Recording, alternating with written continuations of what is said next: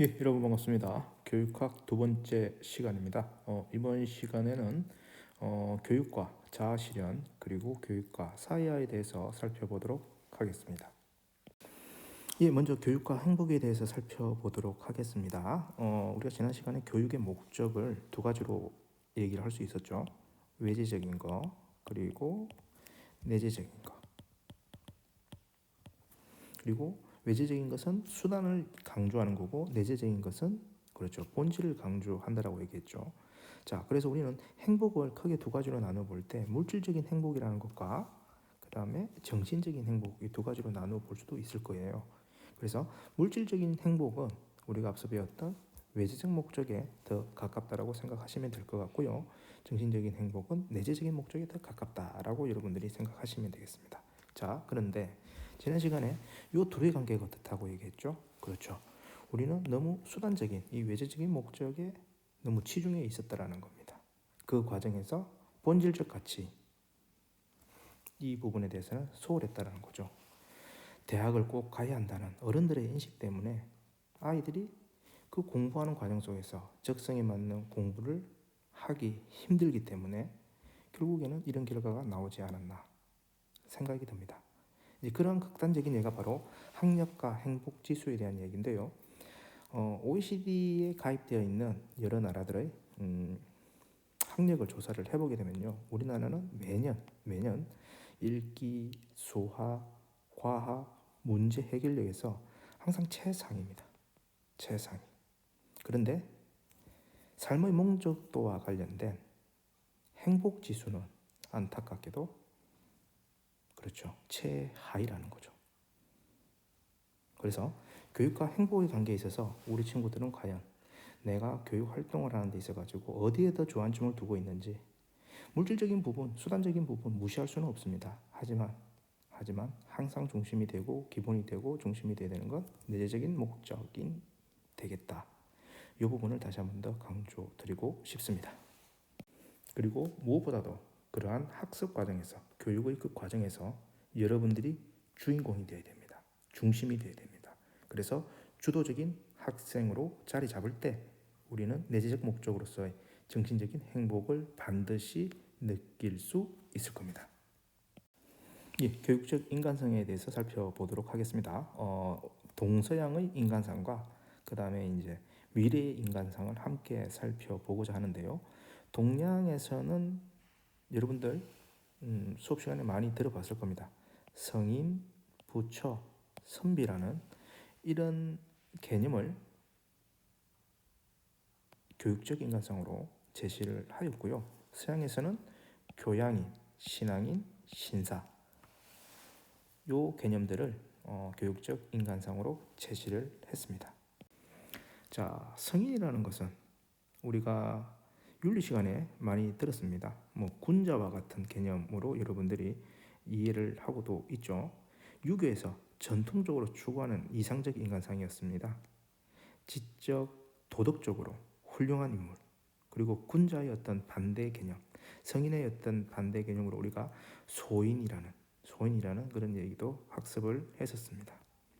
그래서 어떤 그 구체적인 모습에서 보게 되면은 유교에서 강조했던 수기, 그래서 다른 사람을 다스리는 수기지인, 그리고 인의 자세, 이런 것들을 여러분들이 생각할 수 있을 거고요.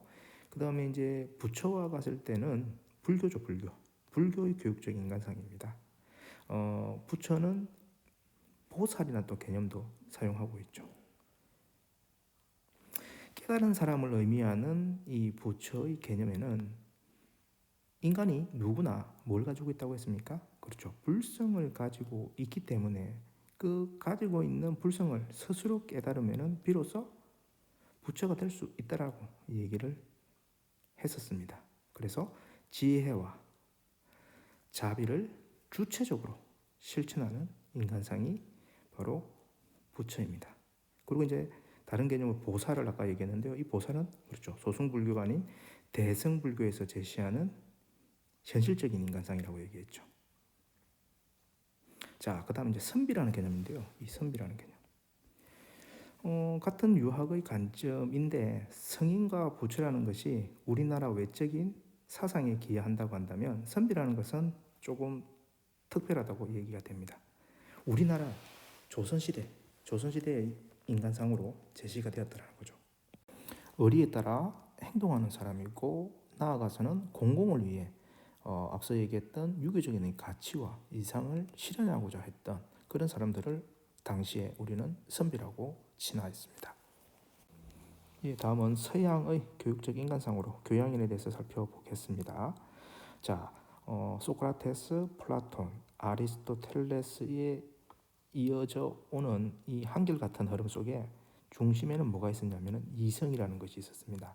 그 이성을 통해 가지고 진리를 탐구하고 정의를 추구하고 그래서 올바른 시민으로서의 어떤 핵심 특성을 키워 나가는 것을 강조했는데 이러한 상태에 이른 사람들을 교양인이라고 불렀습니다. 두 번째 이제 신사라는 그런 개념이 있습니다. 로코가 제시했어요. 로코가 제시한 신사 교육에서 이러한 부분을 찾아볼 수 있는데 신사라는 개념은 신체적으로 건강하고 그 다음에 도덕적으로 인격을 갖추었고 풍부한 경험을 통해 가지고 지혜와 품위 있는 행실 또 학식을 겸비한 인물을 신사라고 얘기했습니다. 그래서 신사는 덕성과 지혜, 품위, 학식을 모두 갖춘 상태가 되겠습니다. 그리고 이제 신앙인이 있는데요. 이건 이제 기독교 사상에서 교육받은 사람을 얘기를 합니다. 그래서 신의 뜻에 따라서 살고 그 삶에서 겸손한 자세와 사랑을 실천하는 그런 것이 바로 신앙인이다라고 얘기를 하였습니다. 지금까지 언급한 동양과 서양의 인간상은 어떻게 보면은 이제 과거의 이야기고요. 현재와 미래를 바라보는 관점에서 우리가 생각할 수 있는 교육적 인간성에는 어떤 것이 있느냐 보시게 되면은 창발적이고 융합적인 인재라는 겁니다. 자, 창발적이라는 것은 창의성과 비슷한 겁니다. 이전에 없던 것을 새롭게 출현시키는 것을 얘기를 하는 거죠. 여러분들이 지금 잘 알다시피 우리는 지금 4차 산업혁명의 시대에 살고 있습니다. 그리고 답이 없는 그런 세상에 살고 있다는 것도 너무나도 잘 알고 있습니다. 그래서 창발적인 인간은 주어진 환경에 안주해서는 안 됩니다. 더 나은 생각과 응용을 통하여 새로운 가치의 개발을 일상화해 나갈 수 있어야 합니다.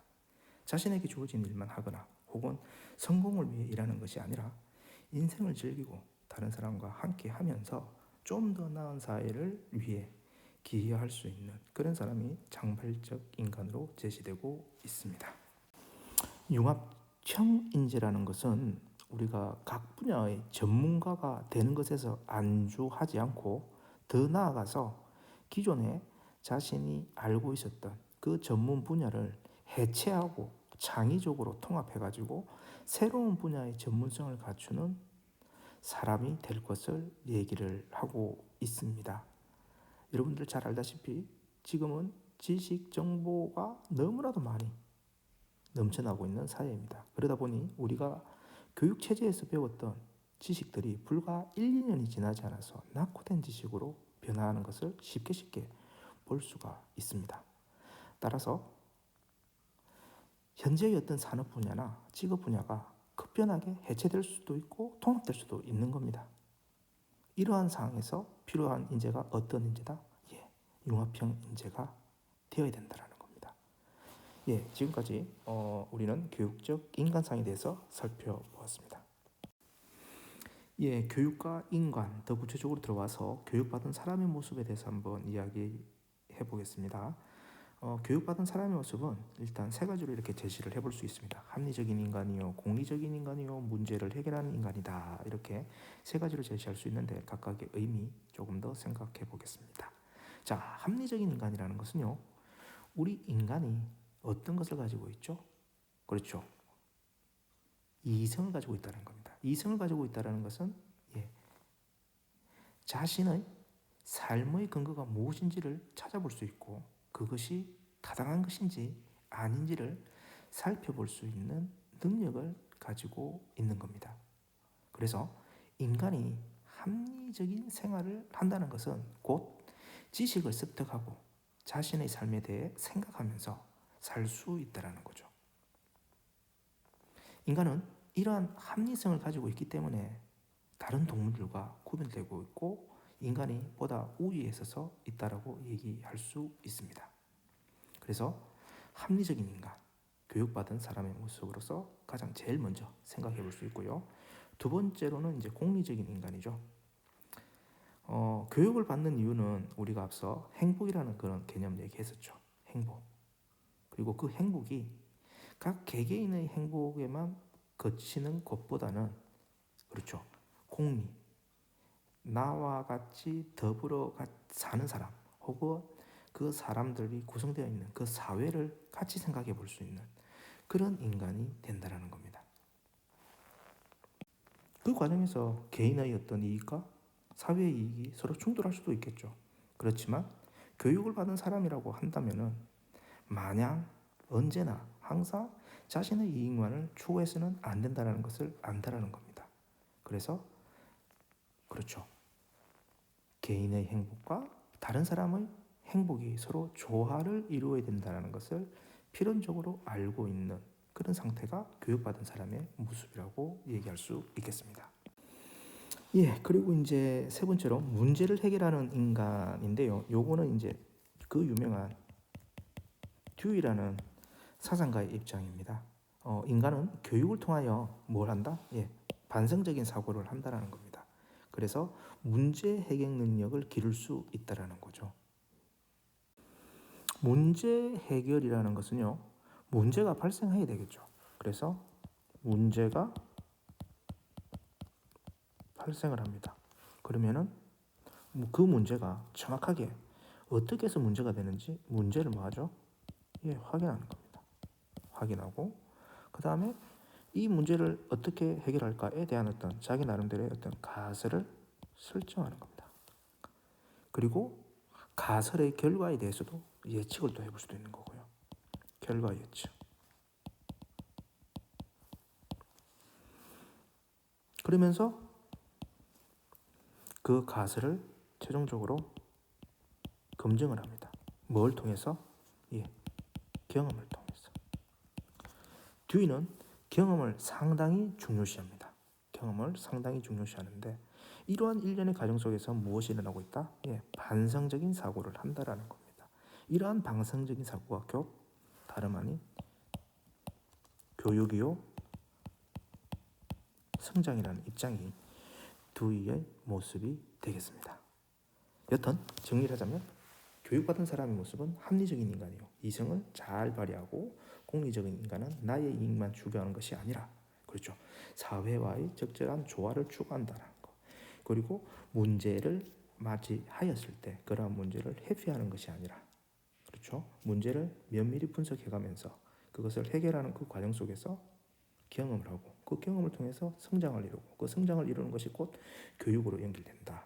이렇게 설명을 해드리도록 하겠습니다.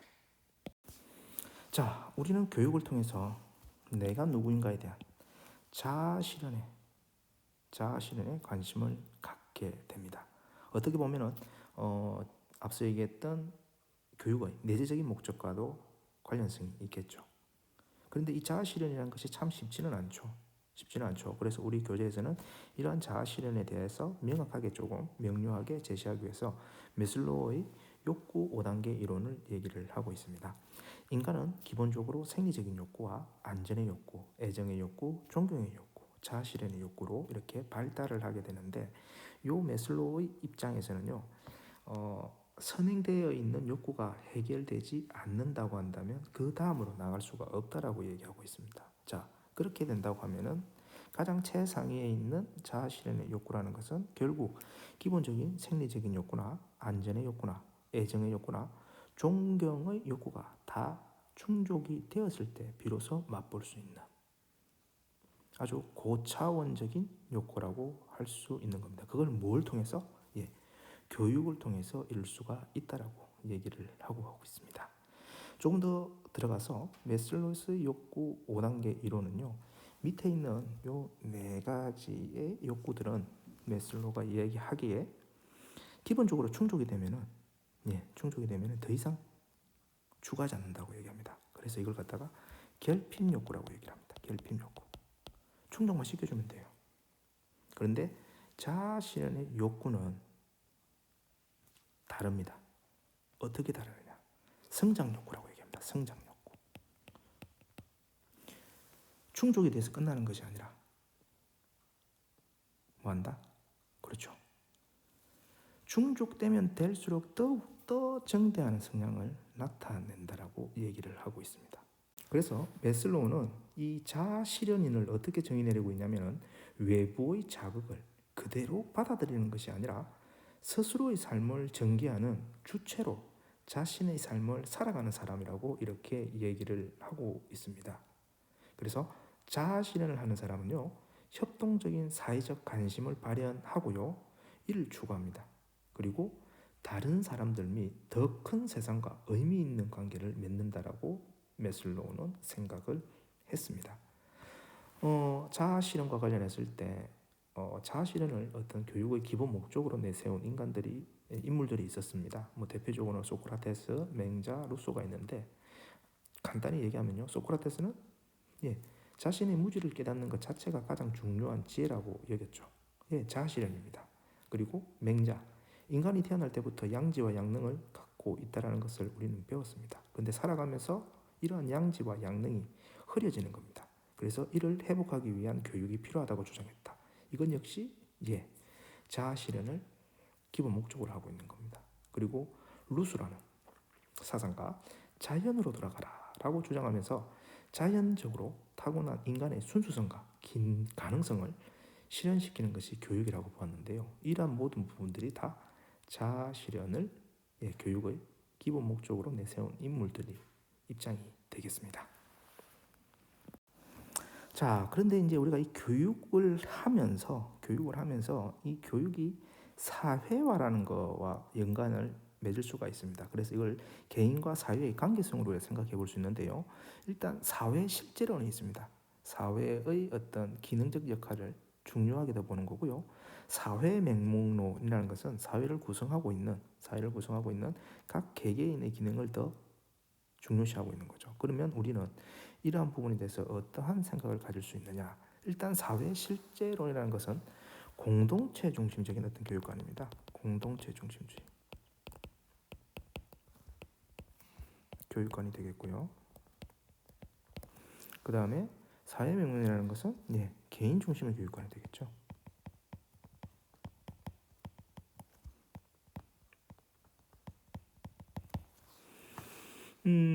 사회라는 개념은 우리가 이미 많이 접해왔기 때문에 잘 알고 있을 겁니다.